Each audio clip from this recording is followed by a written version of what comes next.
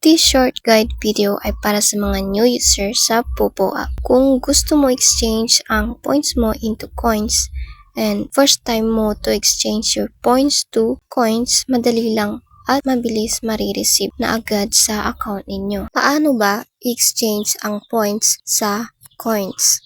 Una muna, syempre para makapag-exchange kayo ng inyong points, dapat mayroon na kayong points na 100,000 plus. Itap po natin ang color pink na points. Sa ibaba, i-click po natin ang exchange points for coins.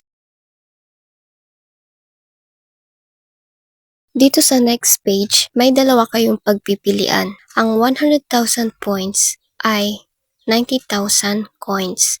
Ang 500,000 points naman ay 450,000 coins. Ang points ko lang ay nasa 100k plus. So, itap natin itong 90,000 coins.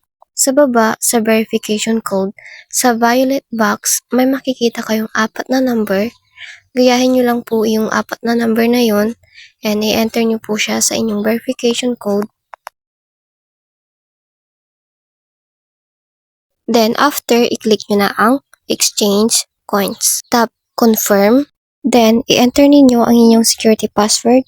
And voila! May 90,000 coins ka na. May pang trade and tasking ka na. So, ayun lang. Ganun lang po siya kabilis. So, again, thank you so much. Thank you so much, Purples.